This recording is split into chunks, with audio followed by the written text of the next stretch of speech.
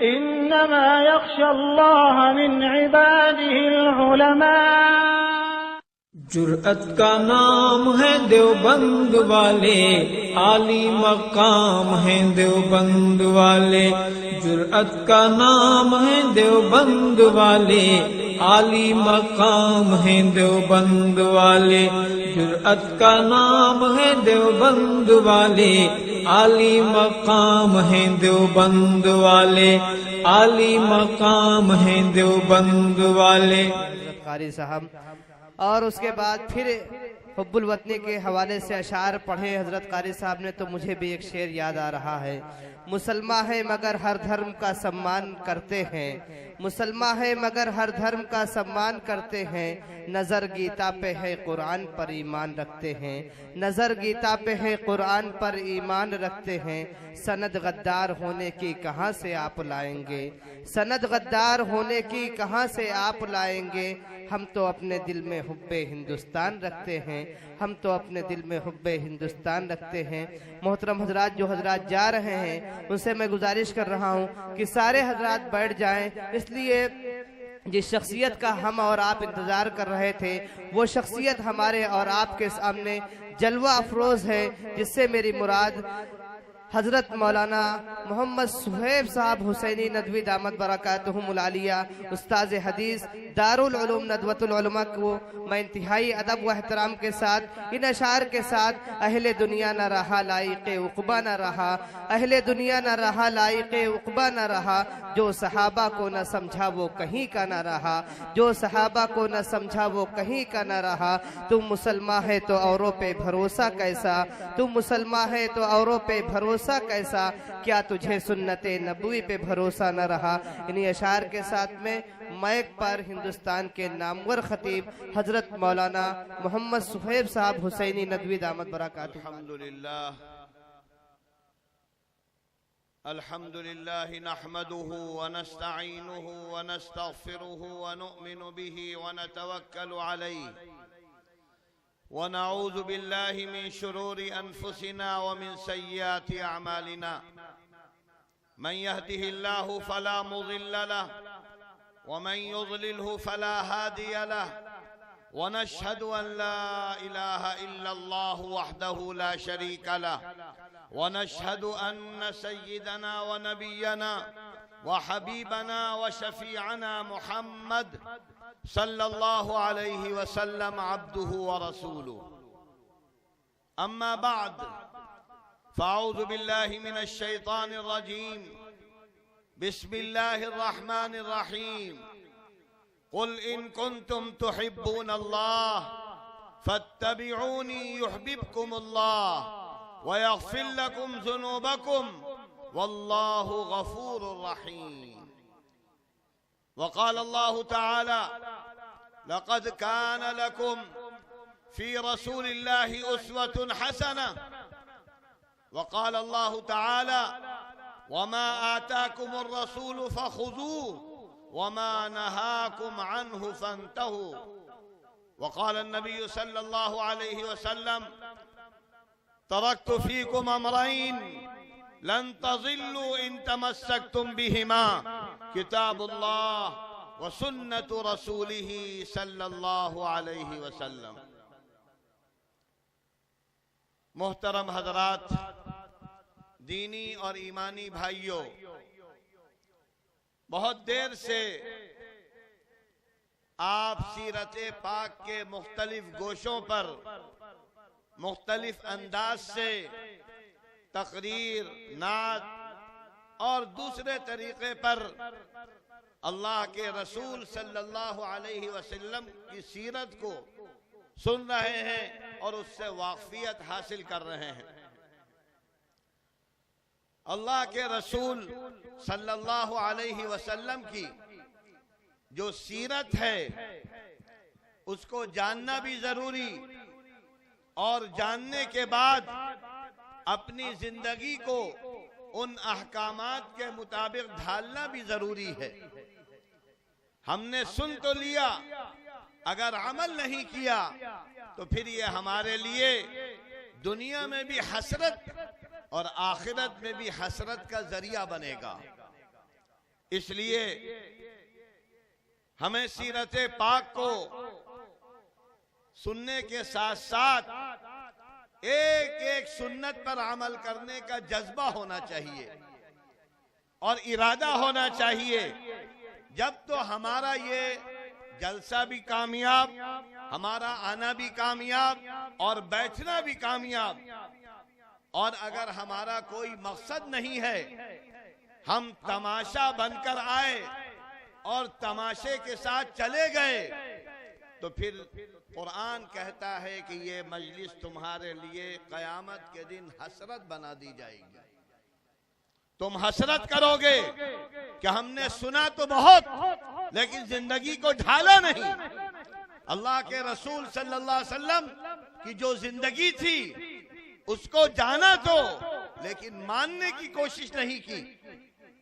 اس لیے ہمیں تو اس آیت کے مطابق اپنی زندگی کو بنانا ہے جس کے بارے میں اللہ نے فرمایا کہ اے میرے انسانوں، اگر تم بیٹھے ہو ہم کو یاد کرنے کے لیے، اپنی زندگی کو سنوارنے کے لیے، تو پھر ہم تمہارا تذکرہ عرش الہی پر ملائے اعلیٰ میں کر رہے ہیں. فَاذْكُرُونِي أَذْكُرْكُمْ وَاشْكُرُوا لِي وَلَا تَكْفُرُونَ. فَاذْكُرُونِي، تم ہم کو یاد کرو، ہم تم کو یاد کریں گے. اتنا بڑا مقام ملے گا جبکہ ہم اللہ کی یاد میں ڈوب جائیں. اسی کو اللہ نے فرمایا کہ اے نبی اعلان کر دیجئے، اگر تم کو نبی سے محبت ہے، اللہ سے محبت ہے، تو پھر نبی کے نقش قدم پر چلنے والے بن جاؤ، نبی کی ایک ایک بات کو ماننے والے بن جاؤ، نبی کے مطابق زندگی گزارنے والے بن جاؤ. یہ اللہ کے رسول صلی اللہ علیہ وسلم کا حکم ہے قرآن کی زبانی. قل ان کنتم تحبون اللہ فاتبعونی یحببکم اللہ. لہذا بہت ہی اختصار کے ساتھ آپ کے سامنے سیرت پاک اور سیرت پاک کا مقصد رکھا جائے گا تاکہ ہم کو معلوم ہو سکے کہ اللہ کے رسول صلی اللہ علیہ وسلم کی جو زندگی گزری ہے، پیدائش سے لے کر وفات تک، وہ کن مراحل میں گزری ہے، کس انداز سے گزری ہے، اور آپ نے میدان میں کیا کیا عمل کیا ہے. تو اللہ کے رسول صلی اللہ علیہ وسلم کے بارے میں آتا ہے کہ جب آپ کی پیدائش ہوئی ہے تو حضرت آمنہ رضی اللہ عنہا بیان فرماتی ہیں کہ ولادت کے وقت ایسا محسوس ہوا کہ ہمارے اندر سے ایک نور نکلا ہے. اور آپ کی ولادت دوشنبے کے دن 12 ربیع الاول، یا بعض لوگ کہتے ہیں کہ 9 ربیع الاول، آپ کی ولادت ہوئی صبح صادق سے پہلے. صبح صادق کے بعد سورج کے طلوع ہونے سے پہلے آپ دنیا میں آئے. اور جب دنیا میں آئے ہیں تو سیرت کی کتابوں میں لکھا ہوا ہے کہ جو اس وقت کا ایوان کسرا تھا، سب سے بڑی جو بادشاہت تھی، اس کے محل کے کنگورے ڈھا گئے. آپ کی ولادت سے یہ اثر پڑا. اور اسی طرح مجوسیوں کی آگ جو کبھی بجھی نہیں تھی، آپ کی ولادت کے وقت وہ بالکل ختم ہو گئی، بجھ گئی. اور ایسا معلوم ہو رہا تھا کہ ایک نور کا سایہ ہے، رحمت کا سایہ ہے. اور اس کے بعد جب دادا کو معلوم ہوا، عبد المطلب کو، کیونکہ باپ کا انتقال پہلے ہو گیا تھا، حضرت عبداللہ کا انتقال پہلے ہو گیا تھا، جب دادا کو معلوم ہوا تو دادا نے گود میں لیا بچے کو، کعبے کے اندر لے گئے اور پھر 7ویں دن نام محمد رکھا. تو سارے مکے کے لوگوں کو تعجب ہوا کہ محمد نام، یہ تو بالکل نیا نام ہے. لوگوں نے کہا یہ نام کیسے رکھ دیا؟ تو عبد المطلب نے کہا کہ اس بچے کے گن گائے جائیں گے، اس کی تعریفیں کی جائیں گی، اس لیے میں نے یہ نام رکھا ہے. گویا کہ پیدائش سے ہی اللہ نے اس طریقے کا نظارہ کرا دیا. اور پھر 7ویں دن نام رکھا اور عقیقہ کیا بڑے دھوم دھام سے.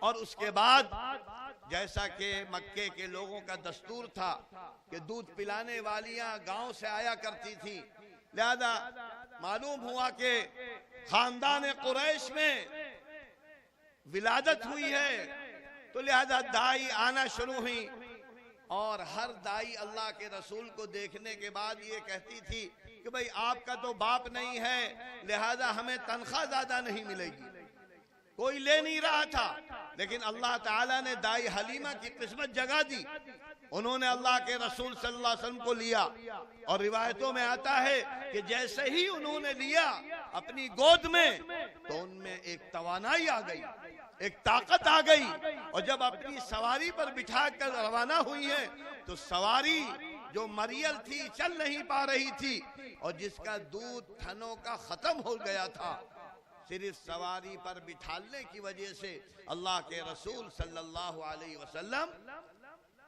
گود بھی ان کی بھر گئی، اونٹ بھی جوان ہو گیا، اور اس کے بعد جب قافلے سے آگے بڑھی ہیں تو ہر قافلے والا یہ کہہ رہا تھا کہ حلیمہ تم جوان کیسے ہو گئی، طاقتور کیسے ہو گئی، یہ تمہارا اونٹ کیسے مضبوط ہو گیا؟ تو وہ اشارہ کر کے کہتی تھی یہ جو گود میں بچہ ہے ہمارے، اس گود کے بچے کی وجہ سے آپ پیدائش کے وقت ہی رحمت بن کر، برکت بن کر، خیر بن کر، اور اس کے بعد دائی حلیمہ کے یہاں اللہ کے رسول صلی اللہ علیہ وسلم تقریباً 4 سال رہے، 2 سال رہے، پھر حضرت آمنہ کے پاس آئے، پھر حضرت آمنہ نے کہا کہ صحت بہت اچھی ہو رہی ہے، تو دائی حلیمہ پھر لے گئی، 4 سال تک دائی حلیمہ کے پاس اللہ کے رسول رہے، اس کے بعد حضرت آمنہ کے پاس آ گئے، 2 سال حضرت آمنہ کے پاس رہے، حضرت آمنہ کا انتقال ہو گیا جب اللہ کے رسول صلی اللہ علیہ وسلم 6 سال کے ہوئے، باپ کا انتقال ہوا جب آپ ماں کی پیٹ کے اندر تھے، اور ماں کا انتقال ہوا جب آپ 6 سال کے ہوئے، اس کے بعد دادا نے آپ کی تربیت شروع کی، اور ابھی 2 سال گزرے تھے کہ دادا کا بھی انتقال ہو گیا،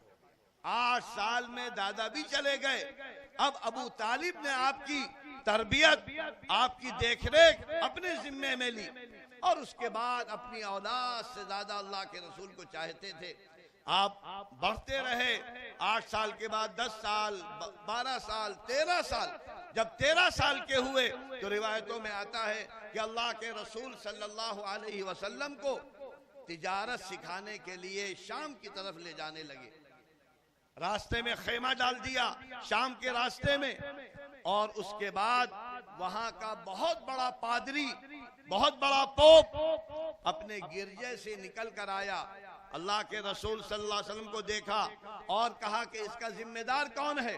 تو لوگوں نے کہا کہ یہ ابو طالب ہیں، تو اس نے کہا کہ یہ جو بچہ ہے تورات و انجیل میں جو جو علامتیں آئی ہیں وہ اس کے اندر پائی جا رہی ہیں، نبی والی علامتیں اس کے اندر پائی جا رہی ہیں، لہذا اس کو آگے لے کر نہ جاؤ ورنہ یہودی اس کو حسد میں مار ڈالیں گے۔ جب یہ معلوم ہوا تو ابو طالب نے سوچا کہ یہ بات صحیح کہہ رہا ہے، لہذا اللہ کے رسول صلی اللہ علیہ وسلم کو وہیں سے واپس کر دیا، اور وہ لوگ شام میں گئے، اور اللہ کے رسول صلی اللہ علیہ وسلم مکے میں رہے، یہاں تک کہ 20 سال کے ہوئے، 24 سال کے ہوئے، اور پورے مکے میں آپ الامین الصادق، الامین الصادق کے نام سے مشہور ہو گئے، سب سے زیادہ سچا، سب سے زیادہ امانت دار، اتنی شہرت ہوئی کہ لوگ اپنا کاروبار دیتے تھے، بھئی ہماری تجارت کر لو، اور جس کاروبار میں ہاتھ لگاتے وہ بابرکت بن جاتا، یہاں تک کہ حضرت خدیجہ رضی اللہ عنہا نے اپنے کاروبار کے لیے اللہ کے رسول سے کہا تو آپ تیار ہو گئے، حضرت خدیجہ کے غلاموں کے ساتھ آپ نے تجارت کی، اور جب واپس آئے ہیں تو بڑی برکتوں کے ساتھ، بڑے خیر کے ساتھ، یہاں تک کہ حضرت خدیجہ نے جب دیکھا سچائی، امانت داری، برکتیں، خیر، تو حضرت خدیجہ بڑی مالدار، بڑی ذہین، بڑی فتین عورت، انہوں نے اللہ کے رسول صلی اللہ علیہ وسلم سے شادی کا پیغام دے دیا، جبکہ بڑے بڑے مالداروں کے پیغام آئے لیکن سب کو ٹھکرا دیا، لیکن آپ کی امانت داری، سچائی دیکھ کر حضرت خدیجہ بالکل عاشق ہو گئی کہ اگر شادی کریں گے تو ایسے سچے اور امانت دار سے، ابو طالب نے کہا بھائی ٹھیک ہے، اللہ کے رسول صلی اللہ علیہ وسلم بھی راضی ہو گئے اور آپ کی شادی ہوئی جب اس وقت اللہ کے رسول صلی اللہ علیہ وسلم کی عمر مبارک 25 سال کی تھی۔ 25 سال میں آپ کی پہلی شادی ہوئی۔ حضرت خدیجہ رضی اللہ عنہا 40 سال کی تھی، اور اس کے بعد اللہ نے آپ کے گھر میں اولاد عطا فرمائی۔ حضرت خدیجہ سے آپ کی ساری اولاد ہے، 4 بیٹیاں اللہ نے عطا فرمائی، 2 بیٹے عطا فرمائے۔ ایک بیٹی حضرت زینب، سب سے بڑی بیٹی حضرت زینب، نمبر 2 پر حضرت ام کلثوم، اور نمبر 3 پر حضرت رقیہ، اور چوتھی بیٹی آپ کی چہیتی بیٹی حضرت فاطمہ رضی اللہ عنہ۔ تو اس طریقے سے 4 بیٹیاں، حضرت زینب، حضرت ام کلثوم، حضرت رقیہ، حضرت فاطمہ، اور 2 بیٹے اللہ نے عطا فرمائے۔ ایک کا نام قاسم اور ایک کا نام عبداللہ، اور عبداللہ ہی کا لقب طیب بھی ہے، طاہر بھی ہے۔ تو اس طریقے سے 4 بیٹیاں، 2 بیٹے حضرت خدیجہ سے ہوئے، اور ایک بیٹا آپ کا حضرت ماریہ قبطیہ سے ہوا، جس کا نام ابراہیم رکھا گیا۔ تو 3 بیٹے تھے آپ کے اور 4 بیٹیاں تھیں۔ یہ آپ کا پورا خاندان ہے، اور پھر آپ ازدواجی زندگی گزارتے رہے، مکے میں لوگوں کو خیر، اچھائی، بھلائیوں کی دعوت دیتے رہے، یہاں تک کہ اسی میں آپ کی عمر گزر رہی تھی۔ آپ 25 کے بعد 30 سال، 35 سال، 40 سال، جب 40 سال 6 مہینے کے ہوئے، آپ کے اندر ایک آگ لگی ہوئی تھی، کیسے مکے کے لوگ صحیح ہو جائیں، ان کی زندگی اچھی ہو جائے، ظلم کو چھوڑ دیں، ناانصافی کو چھوڑ دیں، ایک دوسرے کے خلاف لڑائی دنگے کو ختم کر دیں۔ اس بے چینی میں آپ غاروں میں، بیابانوں میں کہاں کہاں جاتے تھے۔ 6 مہینے اسی میں گزر گئے۔ جب آپ 40 سال کے ہونے والے تھے، غار ہیرا میں تھے، اور غار ہیرا میں اللہ کی بندگی میں لگے ہوئے تھے۔ اچانک غار ہیرا کے اندر کوئی آیا، اور آتے ہی اس نے کیا کہا؟ اقرا، پڑھو، اقرا۔ تو آپ نے فرمایا ما انا بقاری، میں پڑھا ہوا نہیں ہوں، میں پڑھنا نہیں جانتا ہوں، اور اللہ آپ کو بغیر پڑھا لکھا اس لیے رکھ رہا تھا تاکہ دنیا میں آپ کا کوئی معلم نہ بن سکے، کیونکہ معلم تو آپ کا اللہ ہی ہے۔ اس سے پہلے اگر کوئی آپ کا معلم بن جاتا، مدرس بن جاتا، تو پھر آپ کو اس کی بات ماننا ضروری ہو جاتی، وہ روحانی باپ بن جاتا۔ اس لیے اللہ نے ایسا انتظام فرمایا کہ 40 سال تک آپ نے کسی بھی شخص کے سامنے الف با تا سا کا سبق نہیں لیا۔ اللہ نے 40 سال جب عمر کے ہو گئے تو ایسی تعلیم دی، ایسی تعلیم دی کہ قیامت تک اس سے زیادہ تعلیم والی کوئی چیز ہو نہیں سکتی۔ لہذا 1 دفعہ، 2 دفعہ، 3 دفعہ اس نے کہا پڑھو پڑھو پڑھو، تو آپ نے فرمایا میں پڑھنا نہیں جانتا۔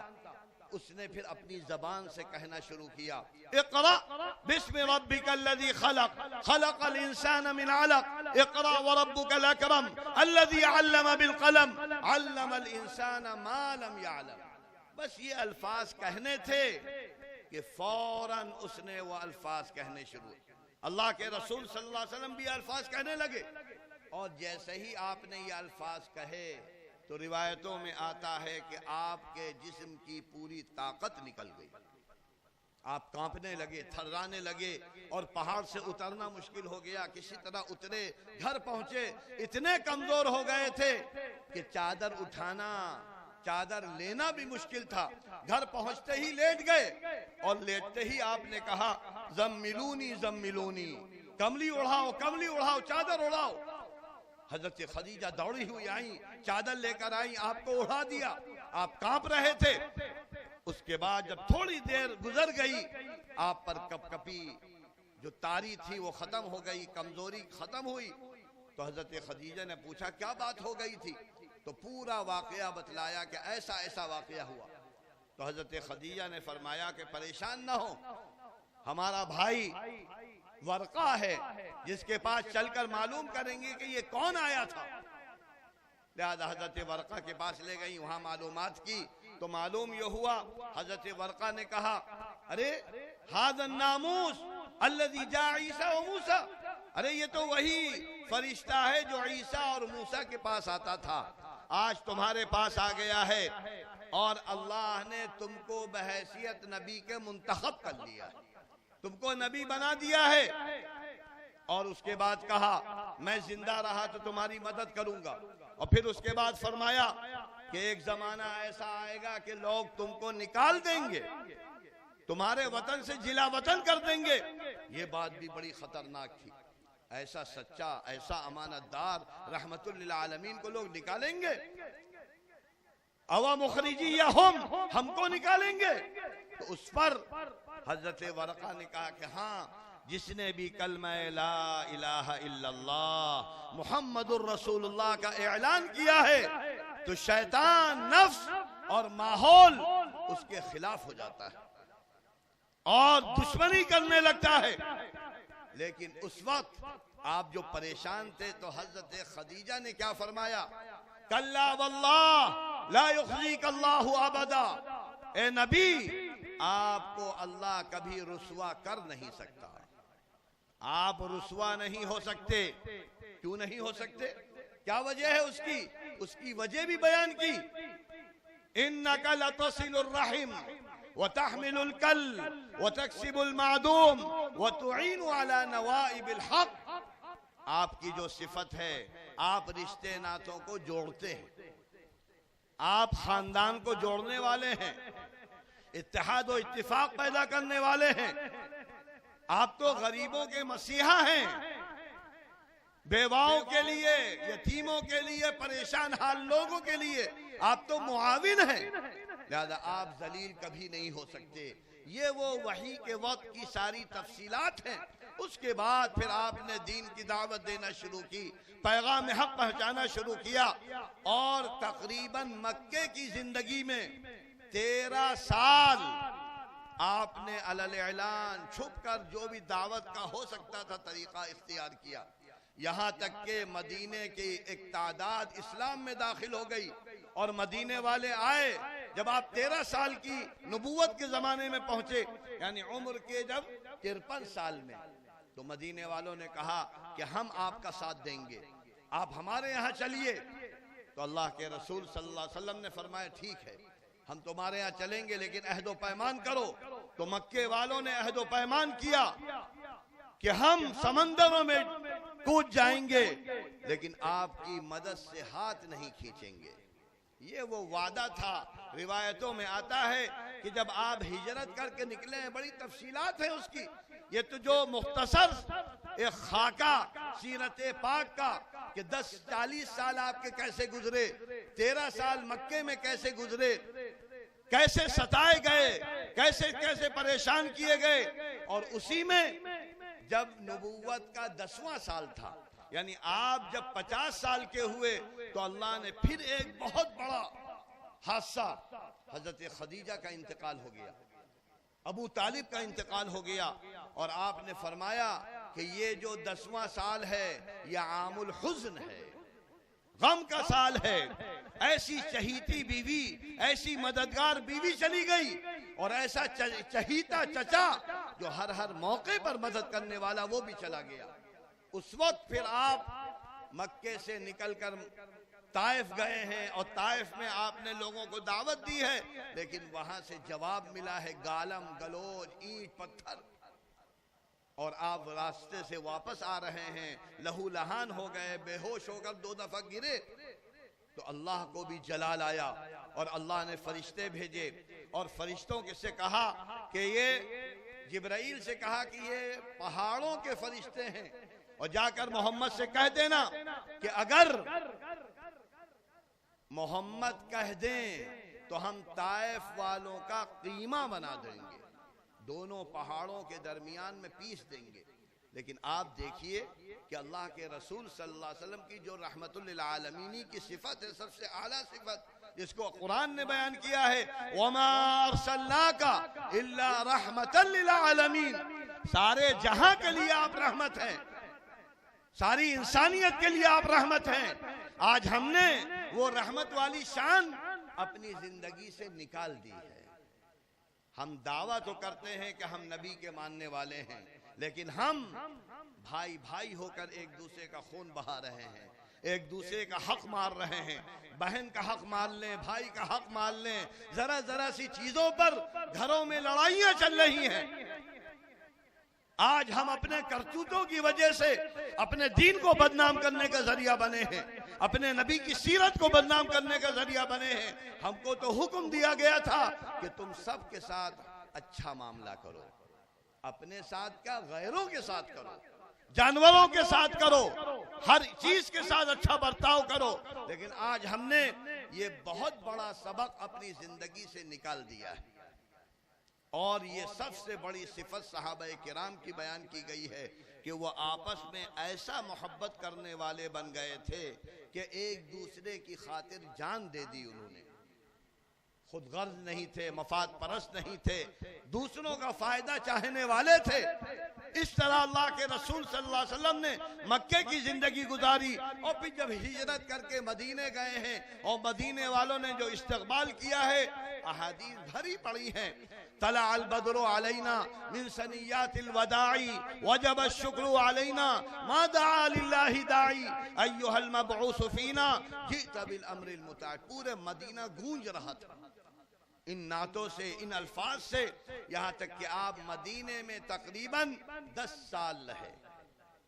مکے میں 13 سال، مدینے میں 10 سال، 23 سال آپ کی نبوت کے ہیں، 40 سال آپ کی نبوت سے پہلے کا زمانہ ہے۔ جب آپ 63 سال کے ہوئے تو اللہ کی طرف سے فرشتہ آیا اور کہا کہ اللہ کا بلاوا آیا ہے، آپ جانا چاہتے ہیں یا رہنا چاہتے ہیں؟ تو آپ نے فرمایا کہ نہیں، میں تو اللہ کا دیدار کرنا چاہتا ہوں، میں اللہ کے پاس جانا چاہتا ہوں۔ لہذا اس موقع پر جب آپ کی وفات کے بارے میں سب طے ہو گیا تو آپ نے جو سب سے اہم بات کہی، ایک تو یہ فرمایا الصلاۃ وما ملکت ایمانکم، اے لوگو نماز کی پابندی کرو، نماز کی پابندی کرو، اور اپنے ماتحتوں کے ساتھ زیادتی نہ کرنا، کمزوروں پر ظلم نہ کرنا، بے کسوں کے لیے ظالم نہ بننا، کمزوروں کا معاون بننا، غریبوں کا معاون بننا، خیر کا ذریعہ بننا، اور مسجد کو نہ چھوڑنا، نماز کو نہ چھوڑنا، اس لیے کہ یہ وہ عبادت ہے جو اللہ نے معراج کرا کر دی ہے۔ سارے احکامات اللہ نے زمین میں دیے، لیکن نماز یہ اللہ نے اپنے پاس ملائے اعلیٰ میں بلا کر سارے آسمانوں کے اوپر، اور اتنا اعزاز عطا فرمایا کہ پہلے بیت المقدس، اللہ کے رسول کو پہلے بیت المقدس بلایا، جہاں آپ نے سارے انبیاء کو نماز پڑھائی، اور پھر آپ کو معراج کرائی گئی 7 آسمانوں کے اوپر سدرۃ المنتہا میں آپ کو، اور وہاں اللہ نے آپ کو جو تحفہ دیا وہ نماز کا دیا، اور نمازیں 50 دی تھی۔ لیکن حضرت موسیٰ کے مشورے سے بار بار آپ کم کراتے رہے، یہاں تک کہ 5 نمازیں کم ہوتی رہیں، 45 ہو گئیں، 40 ہو گئیں، 30 ہو گئیں، 25، یہاں تک کہ 5 رہ گئیں۔ تو حضرت موسیٰ نے اس وقت پھر مشورہ دیا کہ اور کم کرا لیے، کہیں ایسا نہ ہو کہ آپ کی امت نہ پڑھے اور اللہ کا عذاب آ جائے۔ اس لیے کہ حضرت موسیٰ نے کہا میری امت پر 3 نمازیں تھیں اور وہ نہیں پڑھ رہی، لیکن اللہ کے رسول ڈر گئے کہ ایسا نہ ہو کہ کہیں اللہ ناراض ہو جائے، اور ایسا نہ ہو کہ تحفہ چھن جائے۔ آپ نیچے واپس آئے، لیکن اللہ کا فضل و کرم دیکھیے اس امت کے ساتھ۔ آپ جب آئے ہیں تو جبرائیل امین بعد میں آئے اور کہنے لگے کہ اللہ نے ہم کو بھیجا ہے، اور یہ پیغام دے کر بھیجا ہے کہ جا کر محمد سے کہہ دو کہ ہم نے 50 نمازیں فرض کی تھی، لیکن تمہارے کہنے کی وجہ سے ہم نے معاف کر دی، 45 معاف کر دی، 5 نمازیں فرض ہیں، لیکن ثواب ہم 50 کا دیں گے۔ اتنا بڑا تحفہ کہ 5 نمازیں پڑھی جائیں 50 کا ثواب ملے. اور پھر اللہ کے رسول صلی اللہ علیہ وسلم نے آ کر جو زندگی گزاری نمازوں میں، مسجدوں میں، یہاں تک کہ آپ نے فرمایا کہ اے لوگوں، قیامت تک آنے والے، نماز میری آنکھوں کی ٹھنڈک ہے، نماز میرے دل کا سرور ہے. جو نماز کو قائم کرے گا اس کا دین باقی رہے گا، جو نماز کو نہیں قائم کرے گا اس کا دین خطرے میں ہے.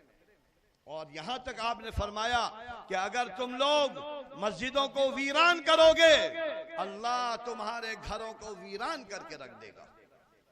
آج مسلمان دیکھ سکتا ہے گھر ویران ہو رہے ہیں، بیماریاں ہیں، پریشانیاں ہیں، شیاطین ہیں، عصبی امراض ہیں، الجھنیں ہیں، اور سمجھ میں نہیں آ رہا. اللہ کے رسول کے احکامات کو ہم نے جھٹلا دیا ہے، زندگی سے جھٹلایا ہے، ہماری ماں بہن نے جھٹلایا، ہمارے نوجوانوں نے جھٹلایا، یہاں تک کہ جو بوڑھے ہیں وہ بھی مسجد میں نہیں اب آ رہے ہیں. مسجدیں ویران، نمازی نہیں ہیں، تو کیا حشر ہوگا ہمارا؟ کون سی چیز ہماری کام آ جائے گی؟ اور اس کے بعد اللہ کے رسول نے ایک دوسری وصیت کی، حکم دیا، اے لوگوں، اے میری امت کے لوگوں، قیامت تک آنے والوں، اے سارے انسانوں، 2 چیزوں کو تھام لو، 2 چیزوں کو تھام لو تو کبھی گمراہی قریب نہیں آئے گی. ایک کتاب اللہ، ایک قرآن کریم کو تھام لو، اور دوسرا اللہ کے رسول صلی اللہ علیہ وسلم کی سیرت کو تھام لو. کتاب اللہ و سنت رسولی، یہ جو جلسہ ہے سیرت پاک کا ہے، یہ جو جلسہ ہے مدرسہ تعلیم القرآن کے تحت ہو رہا ہے. قرآن کی تعلیم، قرآن کیا ہے؟ قرآن کو ہم جانتے ہی نہیں ہیں. قرآن کے مقام کو اللہ فرماتا ہے اِنَّهُ لَتَنزِيلُ رَبِّ الْعَالَمِينَ نَزَلَ بِهِ الرُّوحُ الْأَمِينُ عَلَىٰ قَلْبِكَ لِتَكُونَ مِنَ الْمُنذِرِينَ بِلِسَانٍ عَرَبِيٍّ مُبِينٍ. اے لوگو، یہ جو قرآن ہے یہ ہم نے آسمانوں کے اوپر سے اتارا ہے، لانے والا جبرائیل امین ہے، اور آیا ہے نبی پاک صلی اللہ علیہ وسلم کے قلب اطہر پر. ایسا پاکیزہ کلام جس میں سب کچھ ہے. ما فرطنا فی الکتاب من شیء، ہم نے کچھ بھی نہیں چھوڑا. قرآن میں تو ہماری پیدائش سے پہلے کے حالات ہیں، پیدائش کے حالات ہیں، دنیا کے حالات ہیں، عالم برزخ کے حالات ہیں، عالم آخرت کے، جنت و دوزخ کے حالات. قرآن کہتا ہے کہ اگر تم نے اس کو تھام لیا، لا یاتیہ الباطل من بین یدیہ ولا من خلفہ تنزیل من حکیم حمید. دائیں بائیں سے باطل آ نہیں سکتا. آج ہم نے قرآن کو بھلایا، احادیث کو بھلایا، زندگی سے نکال دیا. ہمارے بچے قرآن پڑھ نہیں رہے، ہماری مائیں بہنیں قرآن پڑھ نہیں رہی ہیں. مدرسوں میں داخلہ دور دراز کے لوگ تو لیتے ہیں، علاقے والے نہیں لیتے. کیا بات ہے؟ کیا قرآن کو نہیں مانتے؟ نبی کی زندگی کو نہیں مانتے؟ جبکہ اللہ نے حافظ قرآن کے بارے میں اللہ کے رسول نے فرمایا اس کا جو مقام ہے، اس کا جو درجہ ہے، جس کا بچہ حافظ قرآن بن جائے گا اس کے والدین کو ایسا تاج پہنایا جائے گا جو سورج سے زیادہ روشن ہوگا. ایسے کپڑے پہنائے جائیں گے جو ریشم اور ریشمی کپڑوں سے زیادہ حسین ہوں گے. اور ایک حافظ قرآن کم سے کم 10 لوگوں کو جہنم سے جنت میں لے جائے گا. یہ تو حافظ قرآن. اور پھر جو حافظ اور عالم بن جائے تو کم سے کم 70 لوگوں کو جنت میں لے جائے گا. اور اللہ فرمائے گا اے حافظ قرآن پڑھتے جاؤ اور منزلوں پر چڑھتے چلے جاؤ. جو سب سے اعلیٰ منازل ہوں گی وہاں تک پہنچے گا. ہم کو تعلیم کا حکم ہے. قرآن کا پہلا سبق اقرا، پڑھو. اے امت محمدیہ کے لوگوں پڑھو، اس لیے کہ تم کو وہ اعزاز دیا گیا ہے جس کے نتیجے میں فرشتوں نے سجدہ کیا تھا. آدم کو سجدہ کیا فرشتوں نے علم کی بنیاد پر. اور اللہ فرماتا ہے علم والے اور جاہل دونوں برابر کبھی ہو نہیں سکتے. قل هل يستوي الذين يعلمون والذين لا يعلمون انما يتذكر اولو الالباب. جاننے والا اور نہ جاننے والا کبھی برابر ہو نہیں سکتے. تو لہذا اس جلسے کا پیغام یہ ہے کہ ہم سیرت پاک کو سنیں لیکن زندگی میں اتارنے کا ارادہ کریں, زندگی میں لانے کا ارادہ کریں. ہماری زبان, ہماری آنکھ, ہمارا پوری باڈی یہ نبوی بن جائے. اس لیے کہ اللہ فرماتا ہے اے انسانوں تم دنیا میں جو کچھ کر رہے ہو کل ہم قیامت کے دن اس کا حساب لے کر رہیں گے. تم یہ نہ سوچنا کہ تم نے جو کچھ کیا وہ چلا گیا. تم نے ہاتھ سے جو کیا ہے, آنکھوں سے جو کیا ہے, پیر سے جو کیا ہے, یہ سب ریکارڈ ہو رہا ہے. ریکارڈ آدمی دیکھ رہا ہے کہ موبائل ریکارڈ کر رہا ہے, کمپیوٹر ریکارڈ کر رہا ہے, چپس ریکارڈ کر رہی ہے, میموری ریکارڈ کر رہی ہے. تو کیا اللہ ریکارڈ نہیں کر سکتا؟ اللہ نے تو فرمایا ہے پوری باڈی ریکارڈ کر رہی ہے, پوری باڈی میموری ہے. زمین ریکارڈ کر رہی ہے یومئذ تحدث اخبارہا. اے لوگوں قیامت کے دن زمین بولے گی, فضائیں بولیں گی, آنکھیں بولیں گی, ہاتھ پیر بولے گا. اور انسان کہے گا یہ کیا ہو رہا ہے؟ تو اللہ کہے گا کہ جس نے تمہاری زبان کو بولنے کی طاقت دی تھی آج آخرت میں پورے جسم کو طاقت دے دی ہے. تو اگر آنکھ, ہاتھ, پیر سے اچھے کام کیے ہیں اچھا بولے گی, برے کام کیے ہیں برا بولے گی. اور پھر اس کے بعد جب امتحان ہو جائے گا تو نامہ اعمال کسی کے دائیں ہاتھ میں کسی کے بائیں ہاتھ میں. اس کو قرآن نے, جیسا کہ آج کے زمانے میں ہم لوگ جب امتحان ہوتا ہے اور اخبارات میں رزلٹ آتا ہے اور ہر بچہ دیکھتا ہے, ماں باپ دیکھتے ہیں, تو کیا ہوتا ہے؟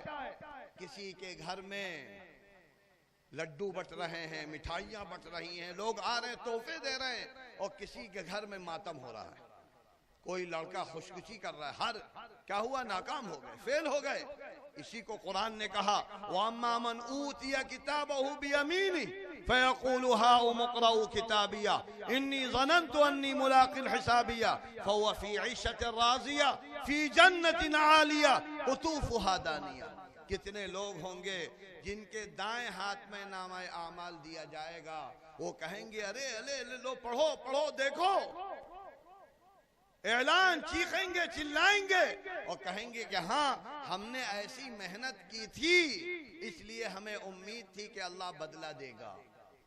جیسا کہ ایگزام میں, امتحان میں جس نے محنت کی ہے وہ کیا کہتا ہے؟ ارے کامیاب ہو جائیں گے.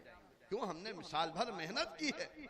اسی طرح جو لوگ دنیا میں اچھی زندگی گزار رہے ہیں, نمازوں کا اہتمام, روزوں کا اہتمام, زکوٰۃ و صدقات کا اہتمام, اور ابھی ماشاءاللہ جو مہینہ آ رہا ہے ماہ مبارک, سیزن, نیکیوں کا سیزن, کمائی کا سیزن, سال بھر جھولی بھرنے کا سیزن, اللہ کی رحمتیں, برکتیں.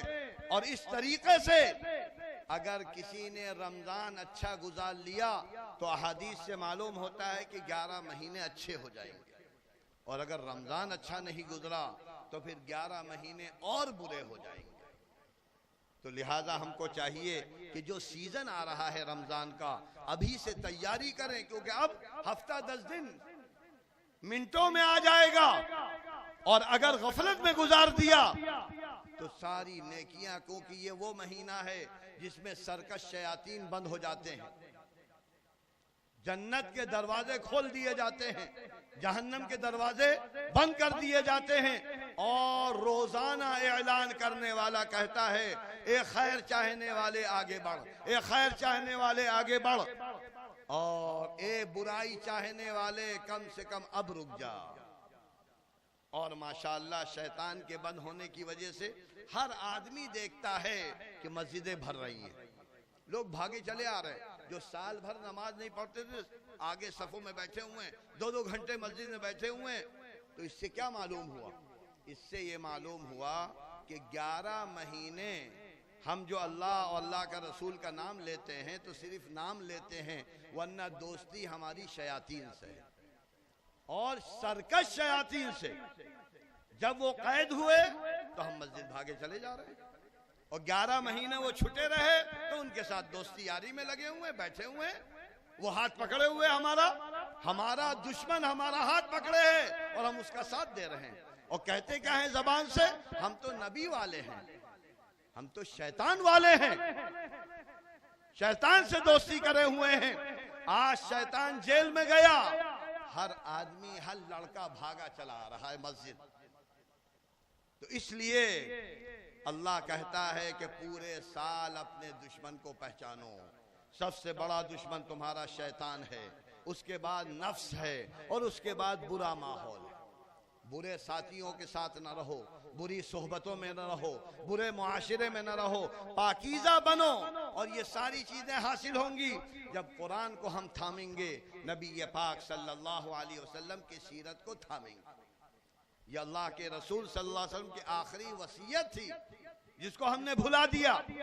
ہم نہیں قرآن پڑھ رہے، ہمارے بچے قرآن نہیں پڑھ رہے، ہماری مائیں بہنیں قرآن نہیں پڑھ رہی، اور اگر قرآن پڑھ بھی لیا تو کوئی سمجھ نہیں رہا۔ اللہ کہتا ہے کہ ہم نے سمجھنے کے لیے اتارا ہے، عمل کرنے کے لیے اتارا ہے، زندگی بدلنے کے لیے اتارا ہے، اور جو بھی کام کرو اللہ کے نام سے۔ اقرأ بسم ربک، پڑھو تو اللہ کے نام سے، تجارت کرو تو اللہ کے نام سے، دکان کرو تو اللہ کے نام سے۔ جب اللہ کا نام آ جائے گا تو وہ چیز اعلیٰ بن جائے گی۔ بھئی شادی ہے، اگر اللہ کا نام شادی سے نکال دیا جائے تو وہ زناکاری کہلاتی ہے، اور اس میں اللہ کا نام آ گیا تو وہ عبادت بن گئی، نکاح عبادت بن گیا۔ آج ہم اس کو بھی نہیں جانتے ہیں، نکاح عبادت ہے، اس کو عبادت کے طریقے پر انجام دینا چاہیے، عبادت کے طریقے پر اس کو پورا کرنا چاہیے، لیکن آج ہم نے اس کو لڑائی دنگل بنا دیا ہے، دین کی بدنامی کا ذریعہ بنا دیا ہے، رسوائی کا ذریعہ بنا دیا ہے۔ ہر جگہ طلاق طلاق کا تذکرہ، یہ ہمارے کرتوتوں کی وجہ سے ہوا ہے، ہماری سیرت پاک نہ پڑھنے کی وجہ سے ہوا ہے، قرآن کو نہ دیکھنے کی وجہ سے ہوا ہے۔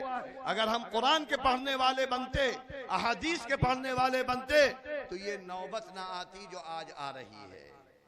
ہم ہیں قرآن و حدیث کو رسوا کرنے والے، ذلیل کرنے والے، معاشرے میں اس طرح پیش کرنے والے، گویا کہ ہم ظالم ہو گئے، جبکہ اسلام میں جو مقام دیا گیا ہے عورت کو وہ دنیا میں کہیں نہیں ہے۔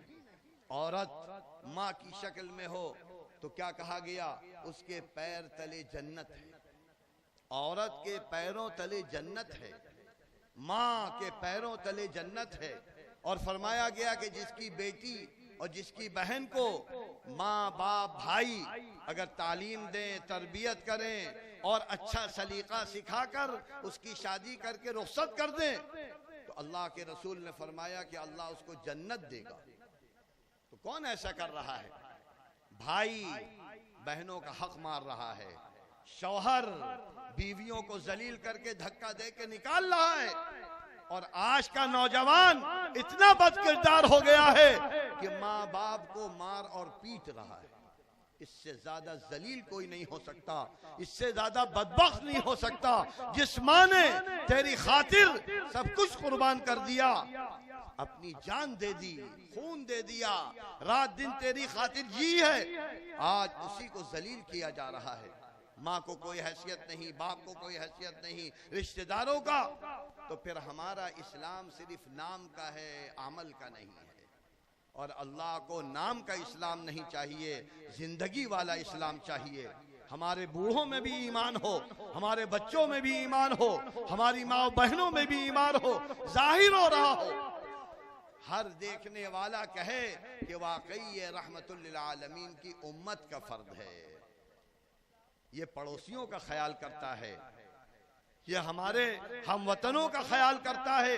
احادیث میں تو یہاں تک فرمایا گیا جس کے اندر جگر ہے اس کو تکلیف نہ پہنچانا۔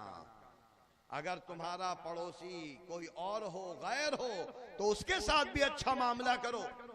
ہم اس نبی کے جاننے والے ہیں، تو لہٰذا اگر ہماری زندگی بنی، ہم رحمت للعالمین کے نقش قدم پر چلے، اپنی زندگی کو قرآن میں ڈھالا، احادیث میں ڈھالا، تو پھر اللہ کے رسول کا وعدہ ہے لن تضلوا، تم کبھی گمراہ ہو نہیں سکتے، کوئی طاقت تم کو برباد کر نہیں سکتی۔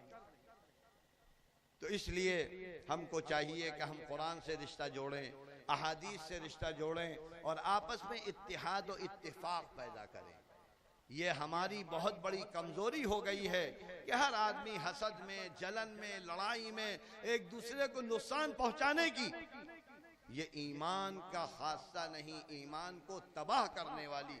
اسی لیے اللہ نے فرمایا وَلَا تَنَازَعُوا فَتَفْشَلُوا، دیکھو جھگڑے نہ کرنا، اختلافات نہ کرنا، ورنہ تمہاری طاقت فنا ہو کر ختم ہو جائے گی۔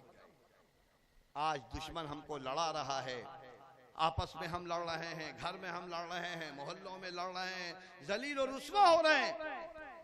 ہمارے اندر اتحاد ہو، ہمارے اندر اتفاق ہو، ہمارا رشتہ ہمارے مدارس سے جڑے، ہم قرآن کے لیے اپنے بچوں کو مدارس میں داخل کریں، احادیث کو سیکھنے کے لیے اپنے بچوں کو، بچیوں کو ایسے اداروں میں داخل کریں جہاں ہمیں تہذیب یافتہ ایک اچھا ہونہار انسان بن کر دنیا کے سامنے، اپنی قوم کے سامنے اور اپنے سارے ملک کے سامنے اچھا نمونہ، اچھا کیریکٹر، ایک دوسرے کا سہارا، کہ دوسرے لوگ بھی دیکھ کر اس طریقے سے مرعوب ہو جائیں اور ان کو سمجھ میں آئے کہ دین اسلام جو کہتا ہے وہی کرتا بھی ہے۔